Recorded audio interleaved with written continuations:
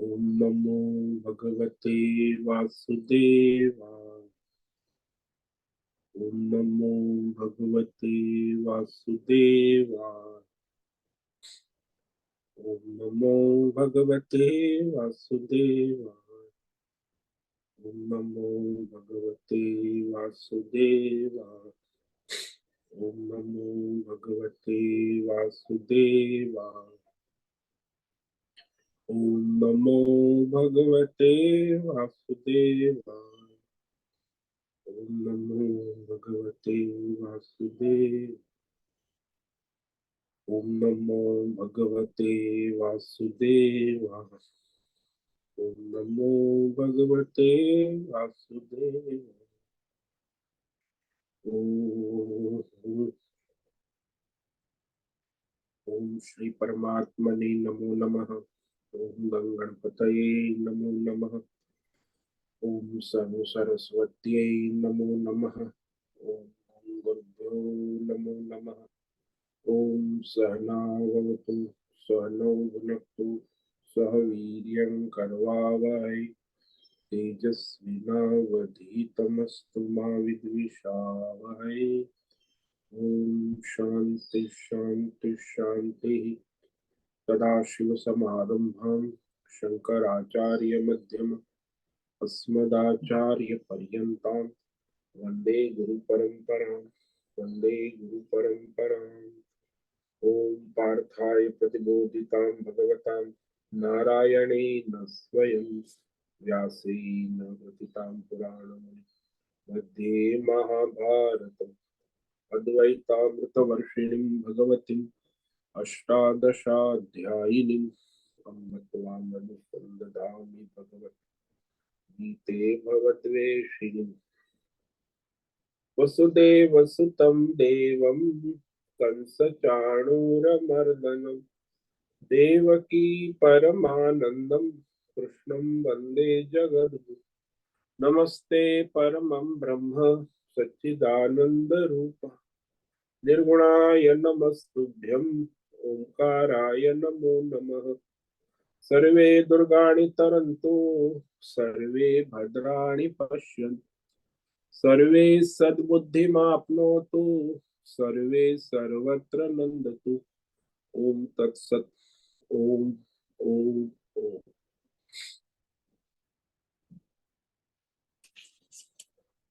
आप सभी online network पर उपस्थित भगवद गीता श्रवण साधकों को आज प्रातः का अभिवादन अभिनंदन अभिवंदन। हरि ओम हरि ओम हरि ओम। हम सबको आज का यह दिव्य दिन तन मन धन जन देश काल विषय वस्तु परिस्थिति अवस्थाएं अध्यात्म भौतिक दैविक क्षेत्र व्यष्टि समष्टि सभी को अपने अपने पूर्व में अनंत जन्मों में किए हुए संचित पाप पुण्य धर्म अधर्म मिश्र कर्मों के पक्के हुए फल स्वरूप में वर्तमान में आज सभी को अपने अपने प्रारब्ध अनुसार परमेश्वरी अचिंत्य योग माया के माध्यम से प्रसाद स्वरूप में प्राप्त हुआ है। अतः आज का यह दिव्य दिन परमार्थ हेतु निष्काम सेवा यज्ञ देव यज्ञ ऋषि यज्ञ पितृ यज्ञ मानवता भूत प्राणी यज्ञ सात्विक दान शारीरिक वाचिक मानसिक तप निष्काम कर्म योग ध्यान योग भक्ति योग ज्ञान योग साधना स्वाध्याय वेद शास्त्रों का अध्ययन अध्यापन उपासना आराधना के लिए समर्पित करे और करवा अत्यंत दुर्लभ मनुष्य जीवन को परमार्थ हेतु सार्थक करे और करवावे।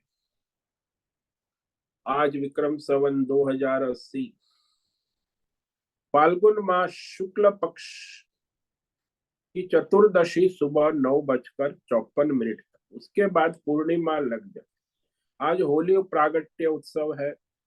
पवित्र मत का अधर्म का क्या नाश और धर्म का स्थापन। हमारे सारे उत्सव में यही है, अधर्म का नाश और धर्म की स्थापना। यहाँ भी होली का भी वही है, अधर्म का नाश और धर्म की स्थापना। तो ये उत्सव है होली का उत्सव। आज है पूर्व फाल्गुनी नक्षत्र जो सुबह 7:32 तक, उसके बाद उत्तर फाल्गुनी नक्षत्र लग जाता। आज है रविवार। और यहाँ शीत ऋतु जा रही है। रात्रि का न्यूनतम तापमान 13 डिग्री रहा और दिन का अधिकतम 31 डिग्री रहा। वायु की गति 5-10 किलोमीटर प्रति घंटा चल रही है। ईस्वी सन 2080,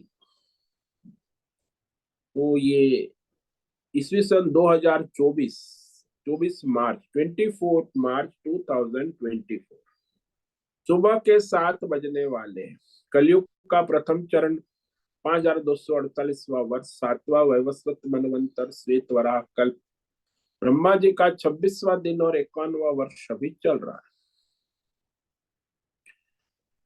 ऐसे अनंत कोटि ब्रह्मा और ब्रह्मांडीय परमेश्वरी अचिंत्य योग माया में हमारा यह एक ब्रह्मांड, इस ब्रह्मांड में ये पृथ्वी लोक में समुद्र के ऊपर जम्बू द्वीप में विश्व का एकमात्र वैदिक राष्ट्र भारत में उत्तर हिमालय प्रांत, उत्तराखंड राज्य में टिहरी जिले में हिमालयन शिवालिक पर्वतमाला के अंतर्गत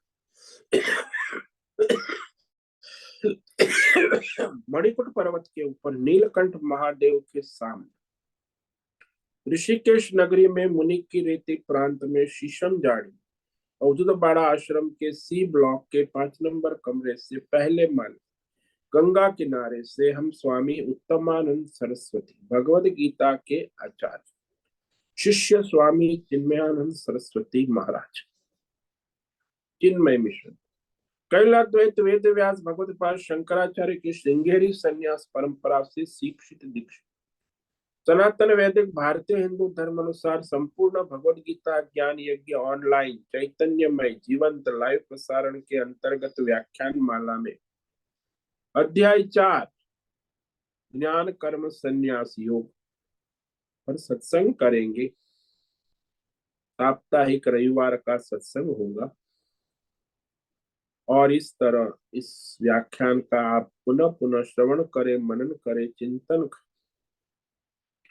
चर्चा विचारणा, दिव्य पवित्र ज्ञान विज्ञान को अपने जीवन में सार्थक करें। तो यह ज्ञान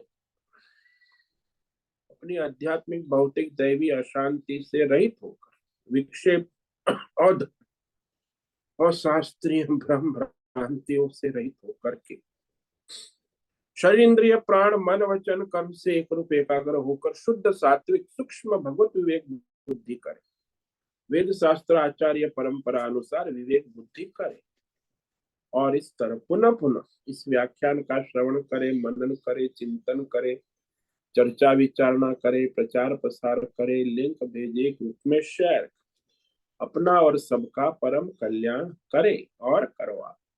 ओम तत्सत। ओम ओम ओम। इस सप्ताह में हमने जो 13 यज्ञ पर विचार किया है, अध्याय 4 ज्ञान कर्म संन्यास योग के श्लोक नंबर 25 से लेके 30 तक जो मनुष्य के सारे जो पाप है, अधर्म है, झूठ ढोंग पाखंड कपट अशुद्धियां है, काम क्रोध लोभ मोह, इसका नाश करने का ये यज्ञ साधना है, तप। इसी के द्वारा ये जो है पाप धर्म अधर्म काम क्रोध लोभ मोह राग द्वेष, इंद्रियों की चंचलता, मन की एकाग्रता, बुद्धि की शुद्धि इसी के द्वारा होती। तो ये सारे यज्ञ भगवान कह रही कर्म योग है साधक के लिए, क्योंकि शुद्धिकरण के बिना तो आगे बढ़ नहीं सकते। आत्मज्ञान की योग्यता तो बाद में मिलती। तो वैसे यज्ञ का सीधा अर्थ है अग्नि में आहुति डालना, देवताओं को तृप्त करना। तो ये इस यज्ञ में हमारे साधना तप की आहुति से चित्त शुद्धि यज्ञ होता। तो यहाँ भगवान ने जो यज्ञ कहे हैं कि यज्ञ का मतलब ही योगी जो है वही यज्ञ करता है। योगी कौन है? जो परमात्मा से जुड़ना चाहता, युज्य धातु, परमात्मा से जुड़ना चाहता है वो योगी।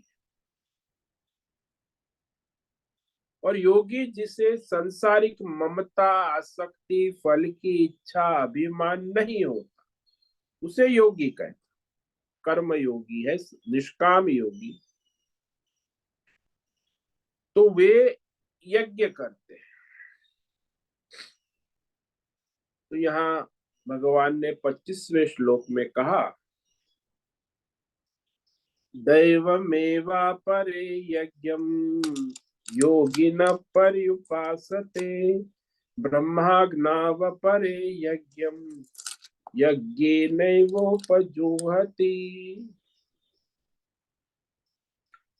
तो बहुत सारे योगी जन है जो दैवम, देवता संबंधी यज्ञ, पूजन, आहुति करते। कर्म रूपी आहुति, सामग्री रूपी आहुति, कर्म ही यहाँ सूर्य है, अग्नि है, वायु है, 33 देवता है हमारे, एकादश रुद्र, द्वादश आदित्य, अष्ट वसु, इंद्र, प्रजापति। तो उस यज्ञ का अपने शुद्धि के लिए भली भांति अनुष्ठान किया करते हैं। अब एक होता है जो यज्ञ सकाम होता, और दूसरा होता है वो निष्काम। सकाम भाव से करे तो फल प्राप्त होता है, किंतु अहंकार रहता है, संसारात्मक कामना और संसार चक्र चलता रहता। निष्काम में अहंकार नहीं होता और संसार के बंधन कटने लगते। तो दोनों में फर्क है। सकाम में मनुष्य संसार चक्र में घूमता रहता, और निष्काम में संसार चक्र से बाहर निकलता। उसमें वह अहंकार भी नहीं रहता निष्काम में, सकाम में अहंकार रहता है। तो ये सारा देवताओं की पूजा अर्चना, यज्ञ, याग, दान, पुण्य आदि जो है, निष्काम भाव से करने से वह इंद्रियों का संयम, वाणी की शुद्धि, मन की शुद्धि, मन की एकाग्रता, बुद्धि की शुद्धि, भगवत बुद्धि दृढ़ होती। और जब बुद्धि शुद्ध होती है, भगवतमय होती है, तो उसे आत्मज्ञान बोध प्राप्त होता है। इसीलिए सारी साधना जो है वो बुद्धि शुद्धि की है। जो भौतिक अध्यात्म दैव विषयों में लगी है वो परमार्थ में लगी। क्योंकि भौतिक अध्यात्म दैव ज्ञान आपको परमार्थ में नहीं ले जाता। परमार्थ ज्ञान ही परमार्थ बुद्धि से होता है। अब ये भौतिक बुद्धि से भौतिक ज्ञान होता है, आध्यात्मिक बुद्धि से आध्यात्मिक ज्ञान, दैवी बुद्धि से दैवी ज्ञान होता है, और परमार्थ बुद्धि से परमार्थ। तो कर्म योग के द्वारा आपकी परमार्थ बुद्धि दृढ़ होती। तो इस प्रकार जिसकी परमार्थ बुद्धि दृढ़ हो गई है, वो परमात्मा से एकत्व कर चुके हैं, तो उनका ज्ञान यज्ञ होता है, ब्रह्माग्नौ एव। तो यहाँ दो प्रकार के यज्ञ बताए, एक कर्मयोगी का यज्ञ और एक ज्ञान योगी का।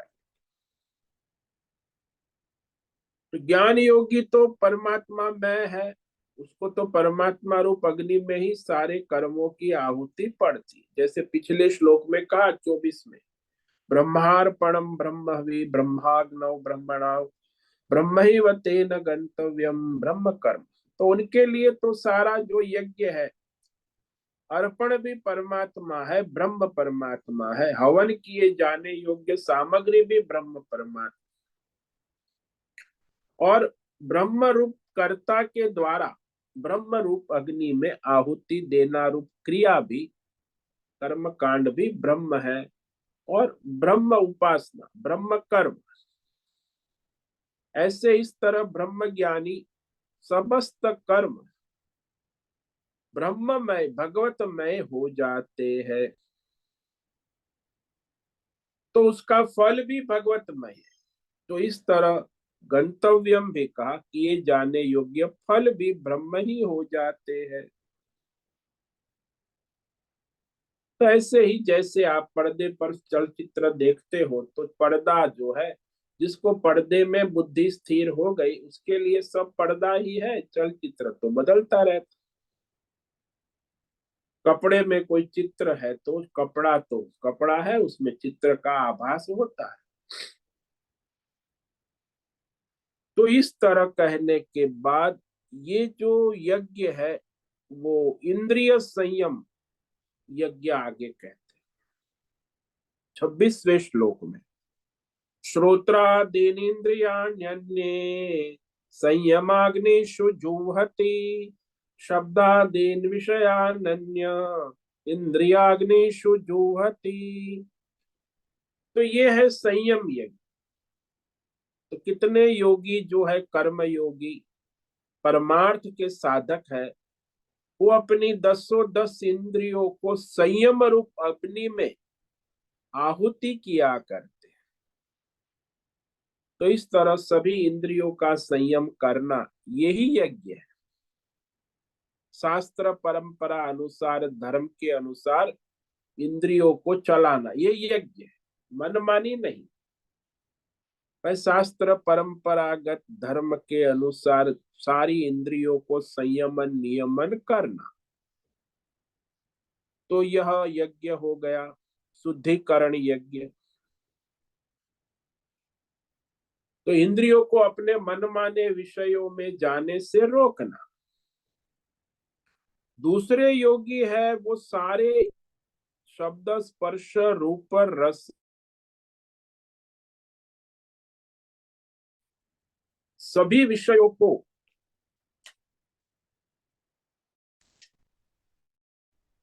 सारे विषयों को,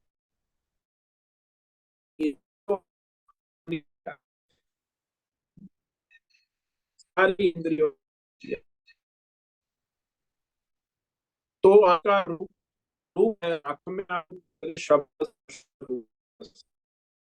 शास्त्र आज्ञा अनुसार, धर्म अनुसार सभी इंद्रियों के विषयों को उस उसकी इंद्रियों में आहुति,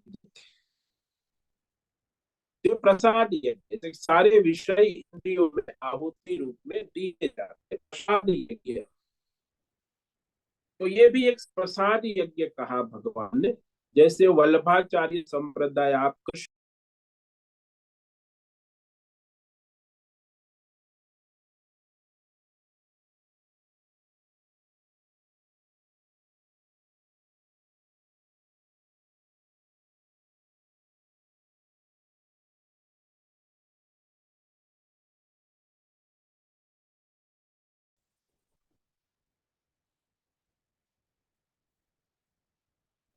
तो वहां जब हम चले जाते हैं, तो वहां आप देखते हो कि शब्द स्पर्श रूप रस सभी इंद्रियों के विषय, इंद्रियों को इंद्रिय रूपी अग्नि में आहुति पड़। आंख से आप भगवान के रूप को देखते हो, कान से भगवान के संगीत भजन सुनते हो, नाक से भगवान को चढ़ाया हुआ सुगंध लेते हो फूल की, जिह्वा से भगवान का प्रसाद ग्रहण, गंध जो है भगवान को चढ़ाए हुए धूप दीप। तो सारी इंद्रिय रूप अग्नियों में हवन। तो सारे विषय जो है, सारे के सारे इंद्रिय के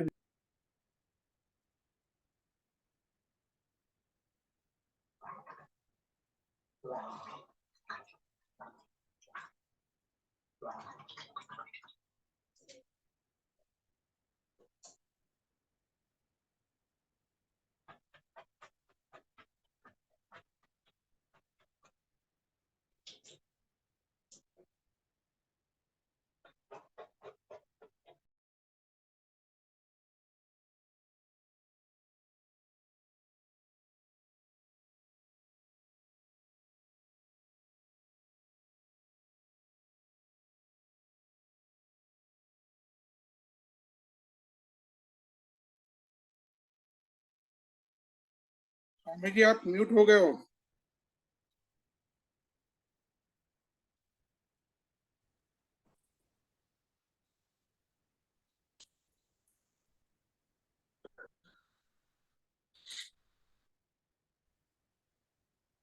तो वह जो सारी इंद्रिया और प्राण के सारे कर्म है,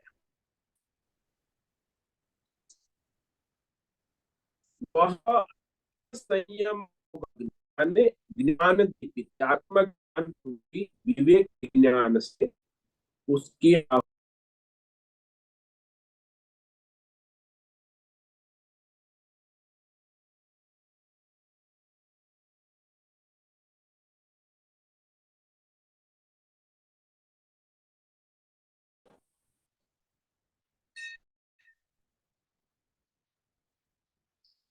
तो इस प्रकार यह जो है हवन किया करते हैं, आहुति देते। उसके बाद भगवान ने श्लोक नंबर 28 में 6 यज्ञ कहे। द्रव्य यज्ञस्तपो यज्ञ, योग यज्ञस्तत्परे, स्वाध्याय ज्ञान यज्ञश्च यतय संशित व्रता। तो द्रव्य संबंधी यज्ञ करने वाले ये पावन करते। द्रव्य जो है जिसमें सारे द्रव्य, वस्तु, सामग्री, संपत्ति, स्थावर जंगम ये अर्पण करते, सत्पात्र को दान करते। तप यज्ञ कहा शारीरिक, वाचिक, मानसिक 3 प्रकार।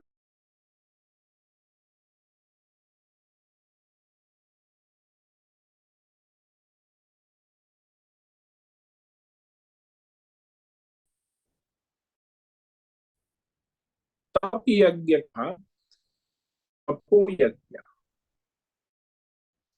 और फिर योग यज्ञ अष्टांग योग है, यम नियम आसन प्राणायाम प्रत्याहार धारणा। और फिर संशित व्रत यानी दृढ़ प्रतिज्ञा पूर्वक जो व्रत है, व्रत में दृढ़ता होती, संकल्प होता है, निश्चय होता। तो दृढ़ निश्चयात्मक जो साधना है, सत्य अहिंसा का पालन, जैसे भीष्म पितामह आजीवन ब्रह्मचारी रहे, ये दृढ़ व्रत। एकादशी का व्रत है कि निर्जला करना, ये दृढ़ व्रत, दृढ़ निश्चय। आज पूर्णिमा है, पूर्णिमा का व्रत है, वो भी दृढ़ व्रत।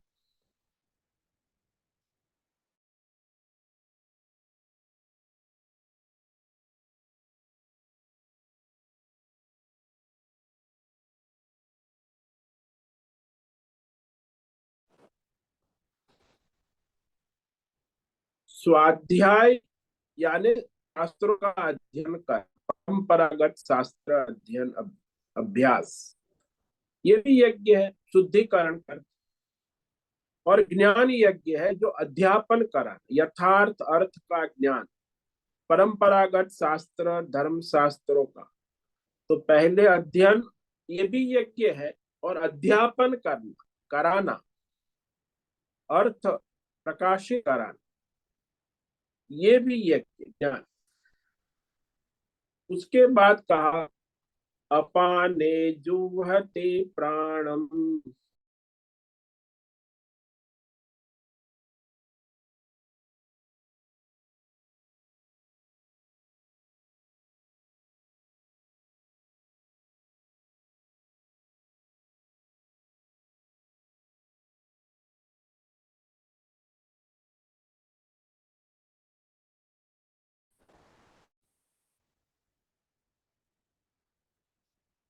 तो वह प्राण अपान की आहुति पड़ती। प्राण यानी शरीर के अंदर जो शक्ति है, प्राण शक्ति, जिसके द्वारा हमारा सारा शरीर के भीतर बाहर की इंद्रियों की प्रवृत्ति होती है, वृत्ति प्रवृत्ति को संचालन करने वाली शक्ति।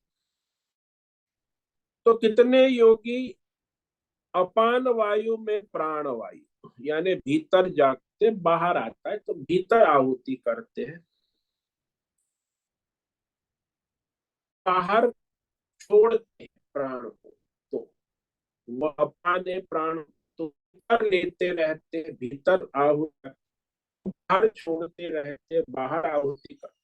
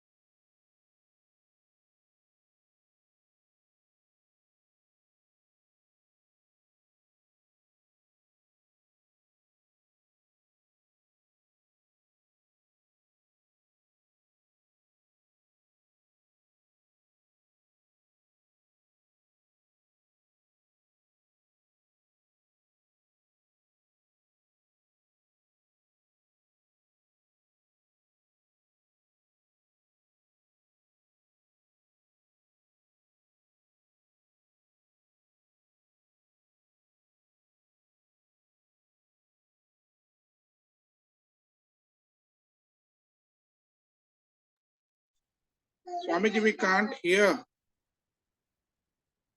आपका आवाज नहीं आ रहा है स्वामी जी।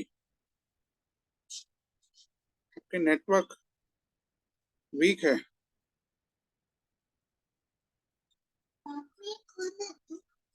स्वामी स्वामी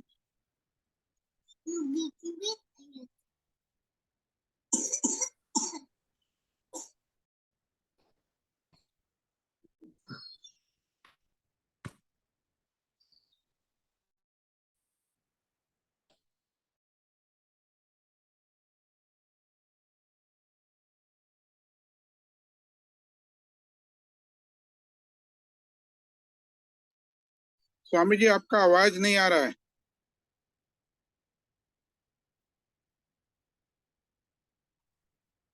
आपके नेटवर्क जो है ना, वो वीक है। दूसरी नेटवर्क आपको मिलेगा तो ट्राई कीजिए।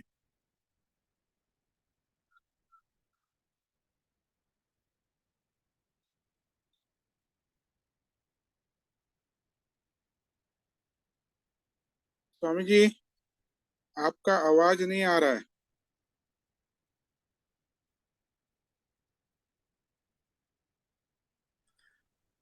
मैं वीडियो बंद करता हूँ, नेटवर्क वीक है ना। हाँ, नेटवर्क वीक है। Network week. हाँ, वीडियो ऑफ वीडियो रखिए आप। चलता है, आवाज खाली आती है ऑडियो अब। रखिए। हाँ, अभी आ रही है। आप वीडियो वीडियो बंद रखें। ऑडियो। खाली ऑडियो चालू रखें। अच्छा, वीडियो बंद रखे। हाँ। ठीक है, वीडियो बंद रखा। हम्म, अब आ रहा है ये आवाज? अभी आ रही है। ठीक है। हम्म। हाँ जी, हाँ जी। तो वीडियो बंद रखा है, ऑडियो चालू है। हाँ हाँ, अभी आवाज आ रही है बरोबर।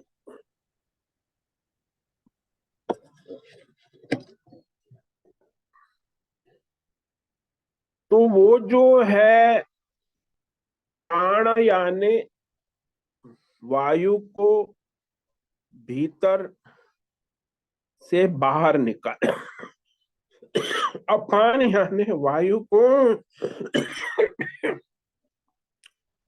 भी, भीतर ले जाना। जो भीतर जो जाता है उसे अपान कहते हैं, बाहर जो निकालते उसे प्राण कहते हैं। और फिर जो रोकते हैं, भीतर रोकते हैं, उसे अंत कुंभक कहते हैं। और बाहर रोकते उसे बही कुंभक। और जो केवल कुंभक, केवल रोक के रखते हैं 5 मिनट 10 मिनट, उसे केवल कुंभक कहते हैं। तो इस प्रकार ये प्राणायाम से भी चित्त शुद्ध होता है, शरीर के अनेक अशुद्धि या अस्वस्थता दूर होती, शारीरिक मानसिक शुद्धि होती। अब जो कहा नियत आहार, इस पर हमने कल विचार किया था। नियत यानी नियंत्रित, नियंत्रित होना आवश्यक है।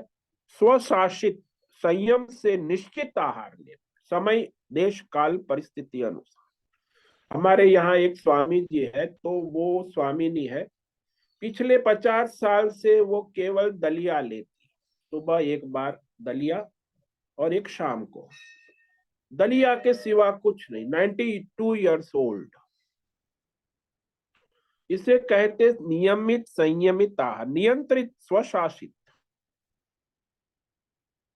कई है, एक संत है वो कई 50 साल से दूध लेते हैं, गाय का दूध, सुबह एक गिलास और शाम को एक गिलास। तो इसे कहते हैं नियत नियत नियत आहार, आहार नियमन हो गया ना। तो साधना के लिए आवश्यक है।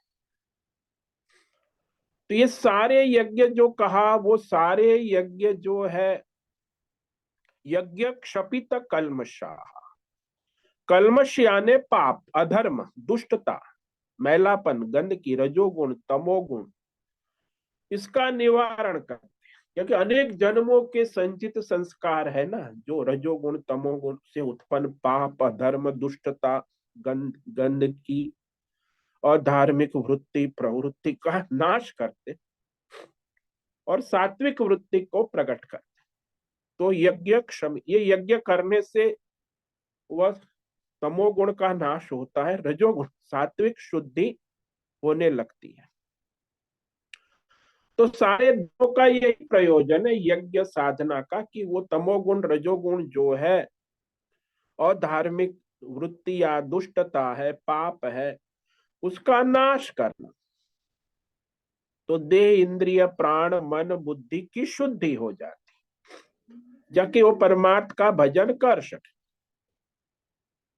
तो इस तरह यह यज्ञों के बारे में शास्त्रों में, वेदों में कहा है। ऋषि मुनि भी उसी आधार पर कहते हैं यज्ञ विदः। तो ये समझने योग्य और आचरण करने योग्य। तो इसे ठीक ठीक जानकर समझकर अपने जीवन में चरितार्थ किया जाता है। तो इसी तरह फिर वह परमार्थ की योग्यता प्राप्त होती है। यज्ञ के बाद जो शुद्धिकरण होता है वही परमार्थ का साधन हो जाता है। तो इस पर हम कल विचार करेंगे आगे। तो आज तो रविवार है, इसीलिए जो साधक को किसी को कोई प्रश्न है तो वो प्रश्न पूछ सकते हैं।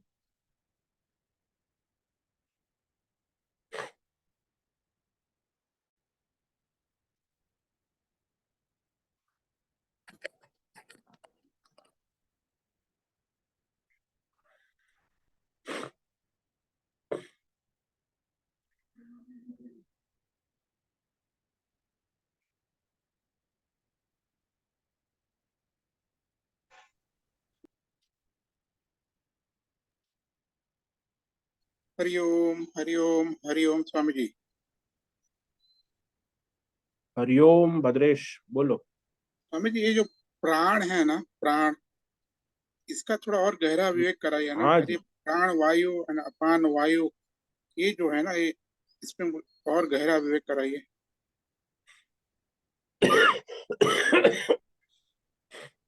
देखो, हमारा सारा जो जीवन है वो प्राण से ही चलता है। और ये व्यष्टि समष्टि प्राण है, इसी से सारी सृष्टि का संचालन होता है। जैसे बिजली का करंट है, तो बिजली का करंट सभी इलेक्ट्रिकल इलेक्ट्रॉनिक उपकरणों का प्राण है। आत्मा कहो, प्राण। बिना बिजली करंट के कोई उपकरण अपना अपना कार्य नहीं कर सकते हैं। ऐसे बिना प्राण के कोई भी देवता या इंद्रिया अपना अपना कार्य नहीं कर सकते। इसीलिए जो मुख्य है वो प्राण है। प्राण के फिर 5 विभाग है, प्राण, अपान, व्यान, उदान, समान। ये तो उसकी अलग अलग भीतर जाकर जो प्रवृत्ति होती है कि पाचन करना और बाद में रक्त संचरण करना, डाइजेशन सिस्टम चलाना, ये सब काम अलग अलग नाम दिए हैं। मुख्यतः ये है प्राण यानी शरीर के भीतर बाहर व्यक्त होती भिन्न भिन्न प्रकार की वृत्ति प्रवृत्तियों को प्रकाशित करने वाला।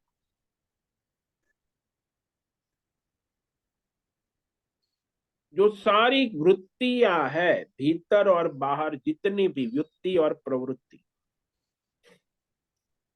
10 इंद्रियां है, अंतकरण की जो सारी वृत्ति है, द्वंद्वात्मक वृत्ति, ये 24 तत्व है।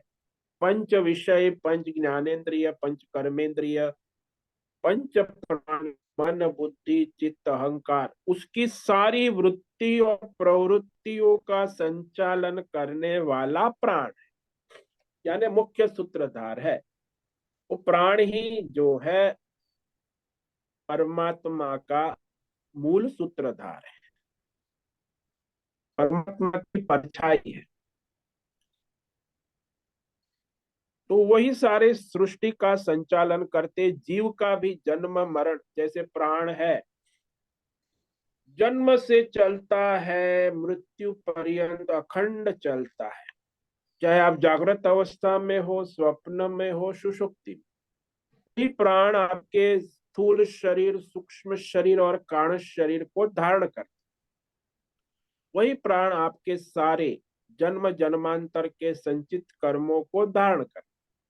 वही प्राण आपको प्रारब्ध रूप में शरीर के भोग लाता है। वही प्राण जन्म जन्मांतर आगे भी संचालन करता है, संचित कर्म के अनुसार प्रारब्ध का संचालन करता है।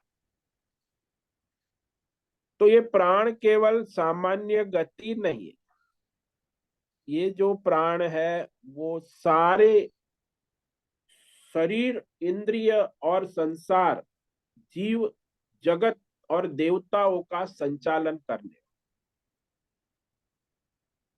इसीलिए प्राण को मुख्य सूत्रधार माना है शास्त्र, मुख्य देवता है।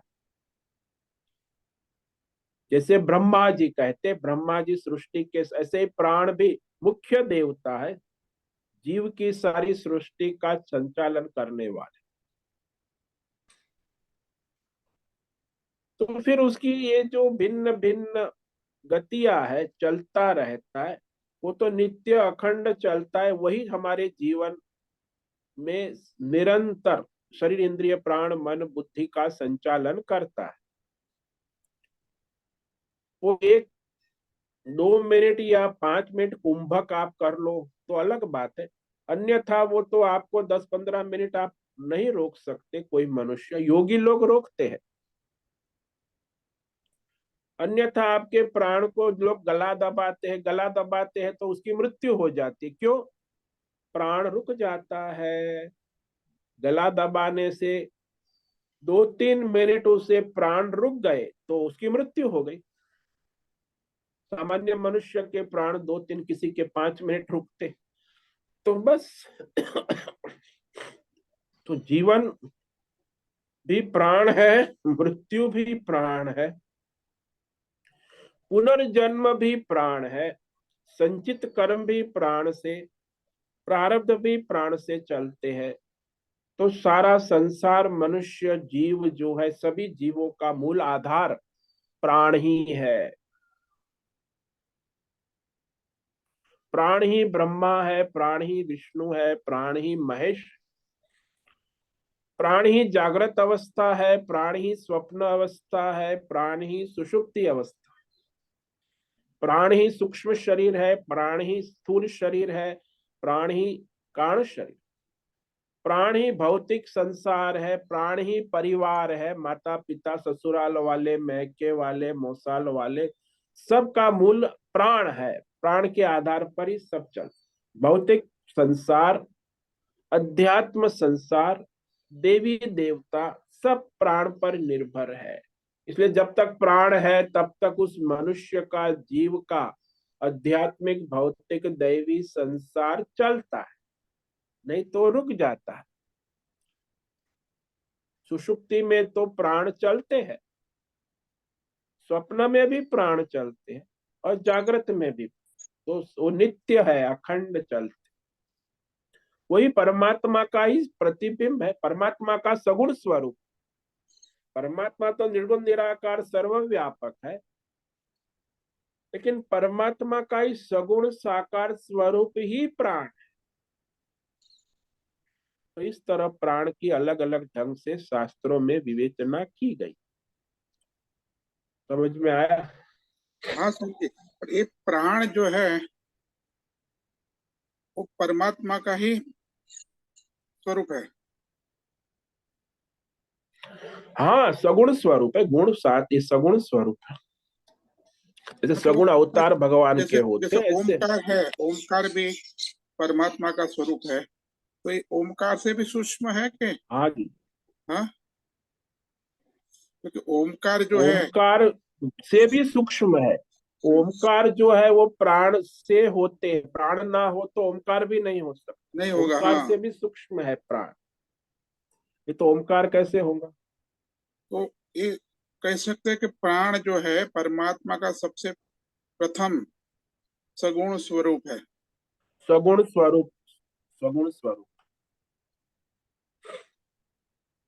और ये जो प्राण की जो गति है मृत्यु के बाद, जो स्थूल शरीर के हम्म। साथ प्राण भी गति कर लेता है ना। इस स्थूल शरीर तो यहीं रह जाता है, सूक्ष्म शरीर के साथ प्राण सूक्ष्म गति शरीर, कर। हाँ, सूक्ष्म शरीर के साथ। हम्म। तो ये तभी ये जो गति होती है तो सूक्ष्म फिर शरीर, सूक्ष्म, हाँ, तभी वो प्राण जो है वो तो है ही ना, वो तो सूक्ष्म स्वरूप में वो तो अपने शरीर के सर्वव्यापी है, अंदर जो उदान वायु है, शरीर के व्यक्तिगत शरीर के प्राण जो है हम्म, वो निकलते हैं सूक्ष्म शरीर के साथ। हम्म, स्थूल शरीर और सूक्ष्म शरीर का विच्छेद हो जाता हम्म, है। प्राण तो है, स्थूल शरीर में नहीं चल रहे हैं, सूक्ष्म शरीर में तो चल रहे हैं। हम्म। पर वो जो सूक्ष्म प्राण प्राण जो तो है उसके चलते हैं। सूक्ष्म शरीर के साथ चल रहे प्राण, वो प्राण तो सर्वव्यापी है हाँ ना। जी। हाँ, वो तो चलते रहेंगे, सूक्ष्म तो व्यापक है, सर्वव्यापक ही। सूक्ष्म शरीर सूक्ष्म भी तो है, व्यापक है ना। बट सूक्ष्म के साथ जो प्राण है हाँ, वो वो तो भी सब। उसको चलाने वाले वही है, तो सूक्ष्म शरीर कैसे चलेगा?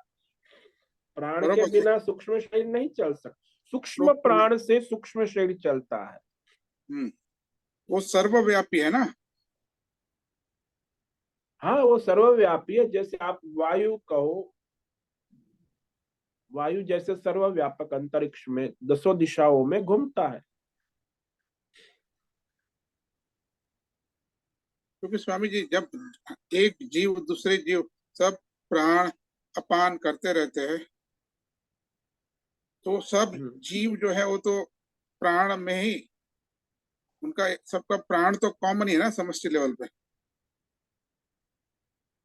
समष्टि प्राण सबका एक ही, हिरण्यगर्भ जिसको कहते हैं हम्म, समष्टि प्राण। हम्म।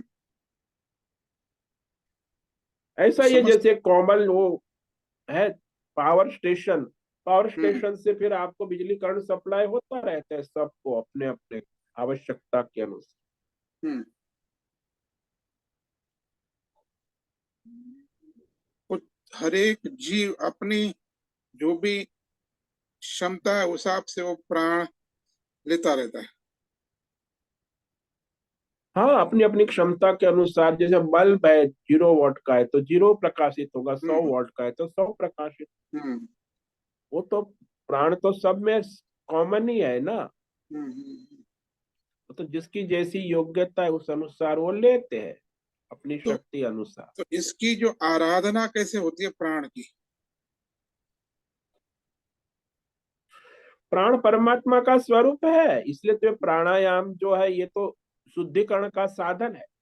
लेकिन हम्म, वैसे तो प्राण जो है वो परमात्मा का ही सगुण स्वरूप। आप अपने प्राण का दर्शन करो, शांति से बैठो, ध्यान करो, तो परमात्मा का ही ध्यान है। प्राणापान आपके सांस चल रहे, बस और कुछ नहीं। वही परमात्मा का सगुण ध्यान है ना। हम्म। प्राण अपान श्वासोश्वास अंदर चल रहे हैं, तो वो ये प्राणायाम श्वासोश्वास है, जो है वही परमात्मा का। प्राणायाम जो है वो आराधना है प्राण की। हाँ, प्राणायाम ही प्राण की आराधना। हम्म। और समझिए प्राण और अपान, ये दो का विवेक जरा करा कराइए, अपान अपान, एंड। देखो ये जो अपान वायु है ना, जो भीतर जाता है ना, हाँ। जब हम लेते हैं सांस अंदर, भीतर हम्म। पेट में छाती में जाता है, हम्म। वो भीतर गया हुआ जो वायु है उसे हम्म। अपान वायु कहते हम्म। हैं। और जो हम सांस लेकर बाहर फेंकते हैं, बाहर निकालते हैं, उसे प्राणवायु कहते हैं। तो ये प्राण अपान निरंतर गति प्राकृतिक रूप से चलती रहती। इसमें योगिक क्रिया से हम उसे कुछ समय मर्यादा में बांधते हैं तो उसे प्राणायाम है। अन्यथा हम्म। वो तो चलता रहता है। हम्म। आपने कुछ समय लेना, गहरा लिया, छोड़ा, तो कुछ मात्रा समय की मर्यादा में उससे आप लेना छोड़ना प्रयत्न पूर्वक करते हो, तो योगी जन उसे प्राणायाम कहते हैं। बाकी प्राण तो चलते रहते। हम्म। फिर रोकते हो तो उसे कुंभक कहते हैं।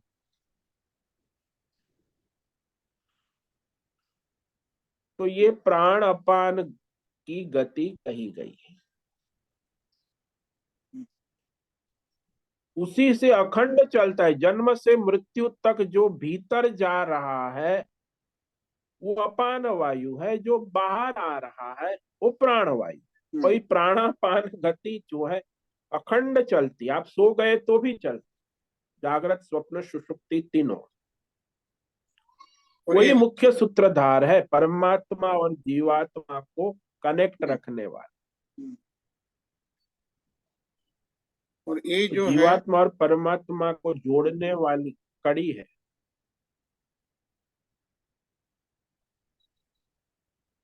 ये जो है प्राण की गति, ये सब जीव, चींटी से लेके ब्रह्मा तक सब जीव जो है सारे, उसके अधीन है। चींटी से लेके सारे, सबकी अपनी अपनी गति होती है, सारे इवन वृक्ष की भी अपनी प्राणापान हम्म। गति। हम्म।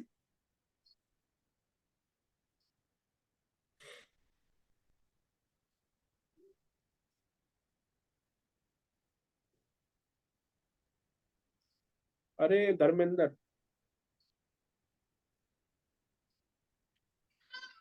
हाँ तो ये प्राण की गति ऐसी है।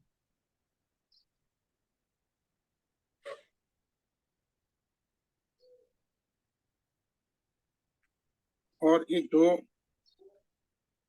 स्थूल शरीर है, सूक्ष्म शरीर है, उसका पूरा संचालन जो है ये प्राण की गति के आधार पे है। स्थूल शरीर जो आपकी सप्त धातु है शरीर में निर्माण होती है, आपके बाल, रंग, रक्त, मांस, पिंड, सारा पाचन क्रिया, सब स्थूल जो आपके शरीर का सारा संचालन है वो हम्म। इसी प्राण से होता है। सूक्ष्म शरीर की आपकी सारी वृत्तियां है वो भी इसी प्राण से संचालित, वो सूक्ष्म रूप से।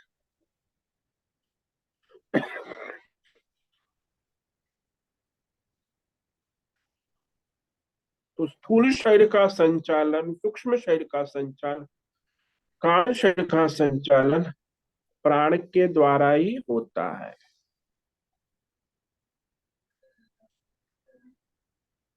तो सूक्ष्म शरीर में सूक्ष्म प्राण है, स्थूल शरीर में स्थूल प्राण, जो हम स्थूल प्रक्रिया रक्त मांस आदि होता है, तो उसको करने वाला ये प्राण है। हम्म। आपने भोजन किया, उससे रक्त बना, मांस बना, पिंड बना, मल मूत्र बना, ये सब करने वाला मुख्य सूत्रधार प्राण है। प्राण चल रहा है, वही कर रहा है सारा कार्य। हम्म। कंप्यूटर में सारी क्रियाएं है, वो बिजली का करंट कर रहा है, उसके ने तो कंप्यूटर कुछ नहीं कर पाए।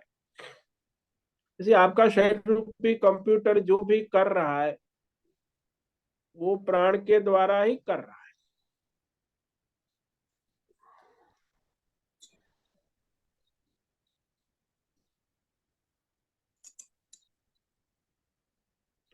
सूक्ष्म शरीर भी उसी के द्वारा चलता है। निद्रा भी आपकी होती है, वो भी उसी के द्वारा संचालित होती है। वो प्राण शक्ति के द्वारा ही आपको निद्रा आती है, निद्रा खुलती है। किसी को 4 घंटे, किसी को 6 घंटे, किसी को जिसकी जैसे कर्म है, प्रकृति है, उस अनुसार वो प्राण ही निद्रा को निर्धारित करता है।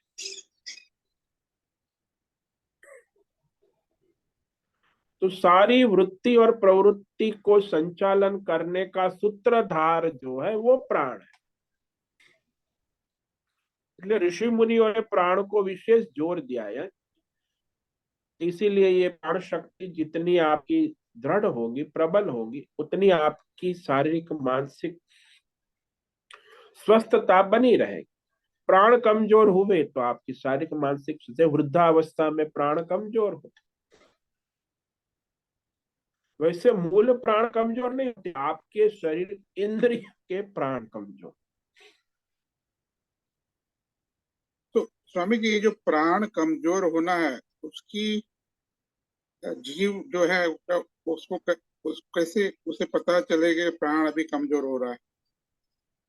उसके श्वास कम हो जाते वो हैं तो कि बस श्वास ऐसे की? ही है ना, जैसे आपकी, नहीं नहीं नहीं, प्राण कमजोर होते इसका आपका शरीर पर प्रभाव पड़ता है। हम्म, जैसे आपका शरीर जो है क्षीण होता है, जैसे आपकी बिजली करंट तो है, लेकिन आपका पंखा पूरा ना हो गया, खड़ खड़ खड़ कर धीरे धीरे 3 पर रखो तो भी 1 पर चलता है, तो उससे पता चलता है कि भाई ये जो है प्राण कमजोर नहीं हुए हैं, बिजली करंट कमजोर नहीं हुआ है, पंखा कमजोर हुआ है, आपका शरीर जो है वो क्षीण हम्म। हुआ है, और उसके कारण प्राण क्षीण हुआ ऐसा लगता है, तो संचालन नहीं होता है। तो जो अपान अपान क्रिया है, शरीर,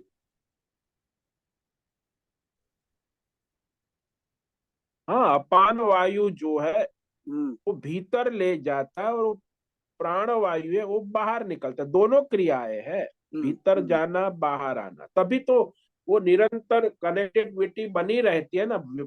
पिंड ब्रह्मांड की और ईश्वर परमात्मा। तो सारा आपका व्यक्तिगत प्राण अपान जो चल रहा है वो पूरा कनेक्टिविटी आपके शरीर की, आपके संसार की और परमात्मा की बनी रहती।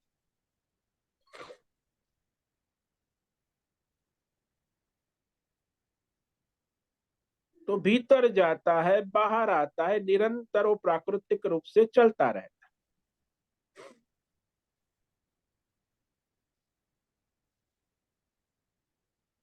वो इसी को, प्राण को ही जीवन कहा है। इसी के आधार पर फिर उसका जीवन, वैसे प्राण तो नित्य अखंड है, लेकिन आपका जो प्रारब्ध है उस अनुसार शरीर क्षीण होता है, तो प्रारब्ध का संचालन भी प्राण ही करते हैं।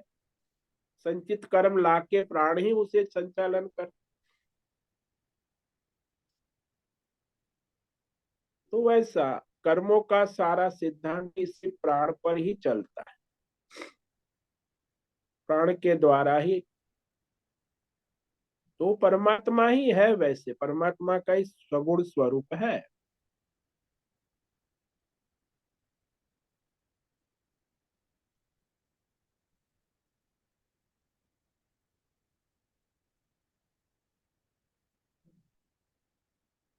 और ये सब जीव में इसकी जो है अ, गति, प्राण अपान की, वो जीव के, हर एक जीव के अलग अलग है। हाँ, अपने प्राण की जैसा जैसा शरीर साधन उपकरण है उस अनुसार वो कार्य करता है। जैसे बिजली का करंट है, जो जो जैसा इलेक्ट्रिकल इंस्ट्रूमेंट है उस अनुसार बिजली करंट तो वैसे ही रहेगा। प्राण शक्ति तो वही है। चींटी में है तो चींटी का संचालन करेंगी, वृक्ष में है तो वृक्ष का संचालन, मनुष्य में है तो मनुष्य का संचालन, देवता में है देवताओं का संचालन करें, भौतिक हो आध्यात्मिक हो दैवी हो, सबका संचालन वही करता है। भौतिक गतिविधि हो, आध्यात्मिक गतिविधि हो या दैवी गति, व्यष्टि हो या समष्टि हो, सबका संचालन प्राण से होता है। व्यष्टि का व्यष्टि प्राण करते, समष्टि का समष्टि प्राण करते। प्राण तो वही है।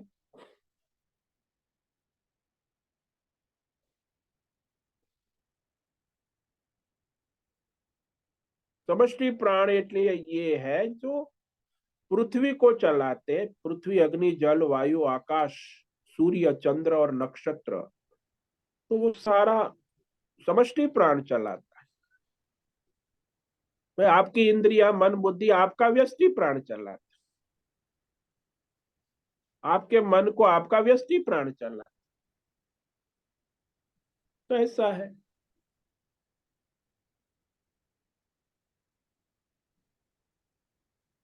स्वामी जी, हम जो विज्ञान में कहते हैं कि जो वायु है उसमें जो ऑक्सीजन तत्व है वो जो है मूल है जीव की। तो ये जो तत्व है वायु में, ऑक्सीजन तत्व, वो उसका प्राण का जो है साकार स्वरूप हुआ ना। हाँ, प्राण का ही स्वरूप ऑक्सीजन तत्व। जैसे सारे तत्व प्राण के द्वारा ही संचालित है, केवल ऑक्सीजन थोड़ी है, सभी का प्राण वो है, सभी का आधार है। बट सभी जीव जो है उनका स्थूल शरीर का संचालन जो वायु से होता है, वो वायु में जो ऑक्सीजन तत्व न हो तो संचालन नहीं होता है। हाँ, तो उसका ये मुख्य वायु तत्व, दूसरे भी सारे तत्व तो है ही ना, हाँ। केवल इससे ही होता है ऐसा नहीं। हाँ, वो मुख्य हो सकता है। ये हम्म। क्रिकेट टीम में उसमें वो कैप्टन है, तो बाकी दूसरे भी तो 11 मेंबर है ना। हम्म। हम्म। तो खेल अकेले नहीं हो, ऑक्सीजन से सभी तत्व काम करते हैं ना प्रकृति में।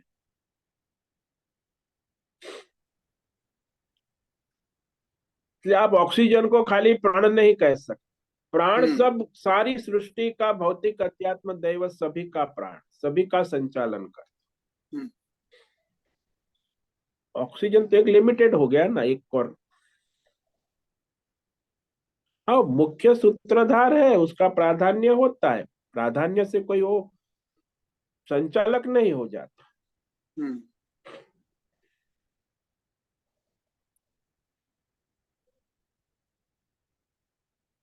हाँ स्वामी जी, क्लियर हो रहा है।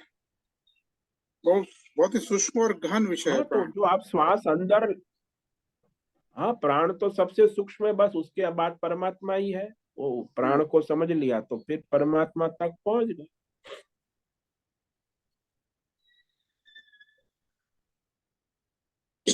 जितने 33 देवता है उसका सारा, एकादश रुद्र, द्वादश आदित्य, अष्टवसु, इंद्र, प्रजापति, सबका सूत्रधार प्राणी है।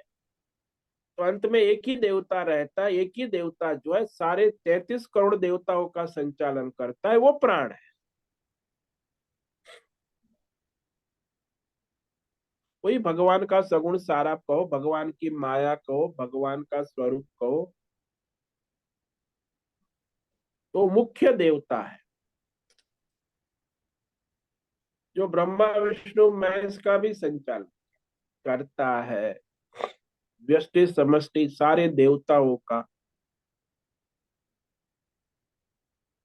तो सभी जीवों का, सभी देवताओं का, सभी का संचालन करने वाला एक ही प्राण है। तो प्राण से ही प्रकृति का, पूरी प्रकृति जो है उसका संचालन हाँ, प्राण से ही व्यष्टि होता है। समष्टि प्रकृति का संचालन होता। हाँ जी, हाँ जी, हाँ जी, हाँ जी। सारी व्यष्टि समष्टि तो प्रकृति का, संसार का संचालन सूत्रधार प्राण है। सो वही परमात्मा, भगवान की शक्ति है। परमात्मा और प्रकृति के बीच का जो सेतु है वो प्राण है। हाँ जी, हाँ जी, हाँ जी। तो वो प्राण के माध्यम से ही वो सारी सृष्टि का व्यष्टि समष्टि संचालन होता रहता है।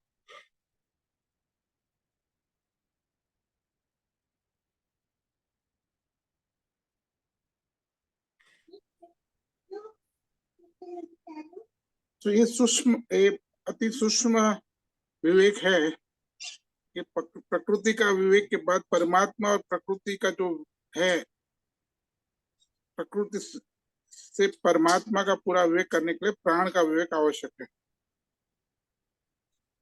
बीच में वही सूत्रधार केंद्र बिंदु है, प्रकृति और परमात्मा को जोड़ने वाली कड़ी ब्रिज है। तो प्राण को आपने जान लिया तो फिर आप परमात्मा से कनेक्ट हो गए, प्रकृति से भी कनेक्ट है तो परमात्मा से भी कनेक्ट। प्राण तत्व ही दोनों को जोड़ता है ना, वो सूत्रधार का।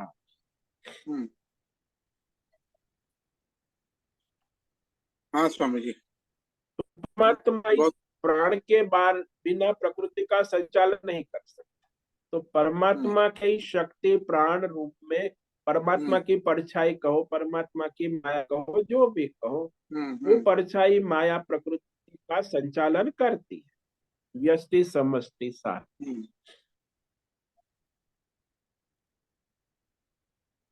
तो प्राण और परमात्मा की परछाई है। हाँ, परमात्मा के प्रतिबिंब है, पढ़ाई है। हाँ, और उसके माध्यम से प्रकृति का संचालन करते परमात्मा। हाँ जी, हाँ जी। जैसे जादूगर है, उसकी जादूगरी ये है, और जादूगरी के माध्यम से जादू के खेल होते रहते हैं। तो ये जो प्राण है यही जादूगरी है, बस यही किसी को पता नहीं चलता ना, यही तो मुख्य सूत्र। खेल तो सब देखते हैं लेकिन जादूगरी जो है प्राण है, और जादूगर परमात्मा है।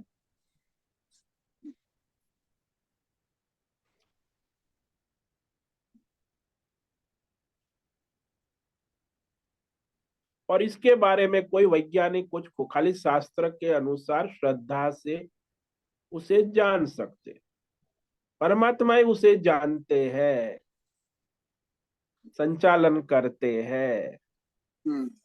और वो प्राणी सबका संचालन करता है, व्यष्टि समष्टि पिंड ब्रह्मांड सबका संचालन प्राण ही करता है।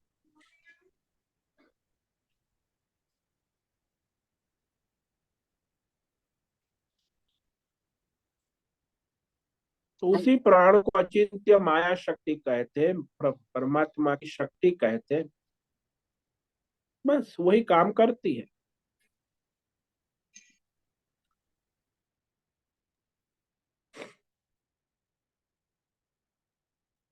जैसे जादूगर की शक्ति जादूगरी है, और जादूगरी से खेल होते रहते,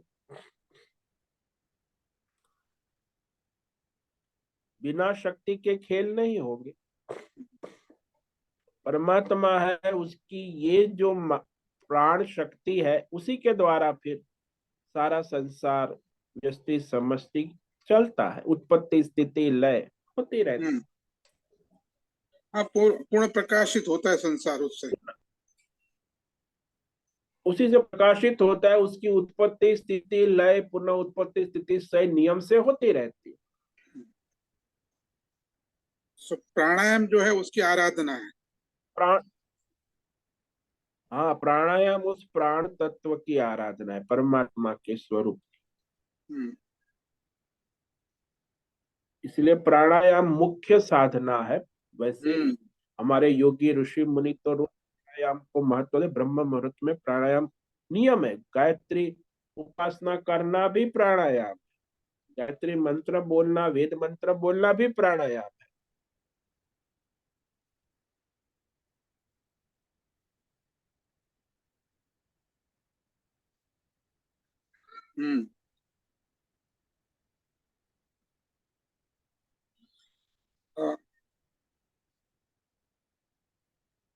सगुण स्वरूप में परमात्मा की ये प्रथम आराधना है। अभिव्यक्त अभिव्यक्ति है, शक्ति है।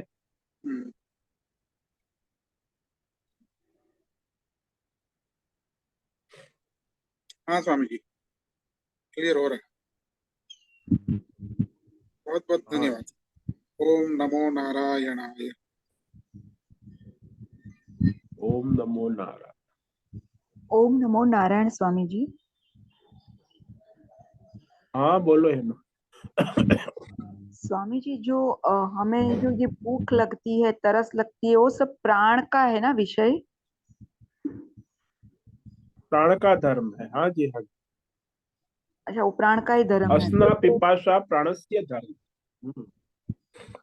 और जब भी हम भगवान को भोग लगाते हैं तभी वो अपानाय स्वाहा, व्यानाय स्वाहा, उदानाय स्वाहा, मतलब वो प्राण को हम अर्पित करते हैं, वैसे ना? हाँ, पंच प्राण को परमात्मा को अर्पण करते हैं। तो ब्राह्मण भी वैसे ही बुलाते हैं जब भी हम कुछ भोग लगाते हैं तभी? हाँ जी, तो वो परमात्मा को समर्पण करते हैं। तो ये जो भी ये 5 जो कोष बताए हैं, उसमें आनंदमय कोष, विज्ञानमय कोष, उसमें प्राणमय कोष भी है, तो ये भी एक तरह का परमात्मा के करीब जाने के बीच में जो ये कोष क्यों कहा गया है उसको प्राणमय कोष? वो तो आपका शरीर जो है उसका पांच जीव का है। ये पंचकोश जीव के, मन के नहीं। अच्छा। जीव के अन्नमय कोश, प्राणमय कोश, मनोमय कोश, जीव का विज्ञानमय कोश और और जीवात्मा का आनंदमय। परमात्मा का नहीं है ये। हाँ, मतलब जीवात्मा जीव को की अवस्था है। वो जीवात्मा को परमात्मा के करीब पहुंचने के लिए ये 5 कोष आते हैं बीच में, ऐसे ना? पंचकोश आते हैं। हाँ, वो पंचकोश का तो उसका विवेक करना है वहां तक पहुंचने के लिए।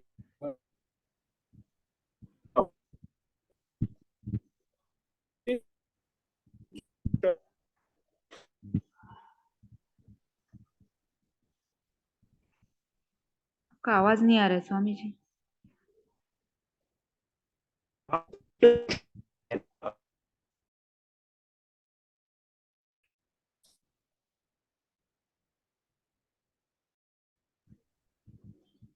आवाज नहीं आ रही है स्वामी जी आपकी।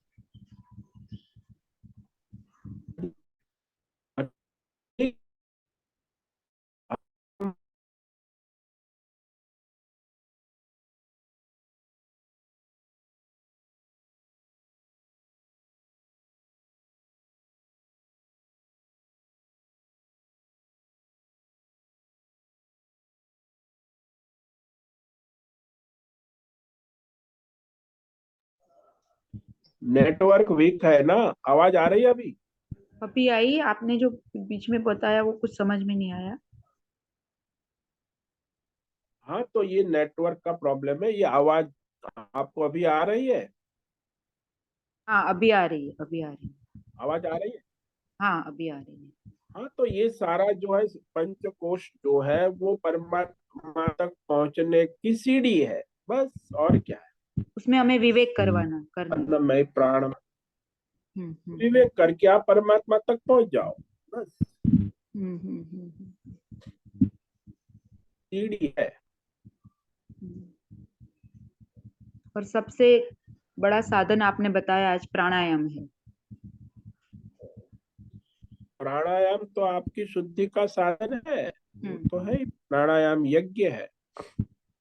इसीलिए ध्यान करते हैं तो पहला कहते हैं ना, अपने प्राणों पर ध्यान दियो। हाँ, बस प्राण से फिर आगे अपना आत्मा का ध्यान कर सकते हो, फिर परमात्मा ही है प्राण के आगे।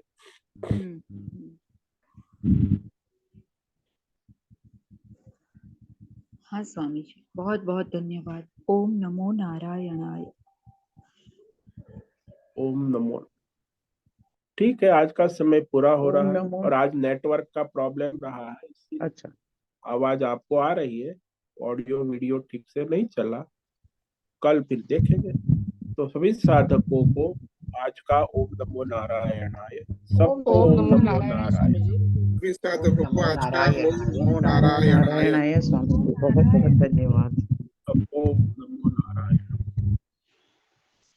उससे निवेदन है आज का सत्संग पूर्ण करें। ओम नमो नारायणाय।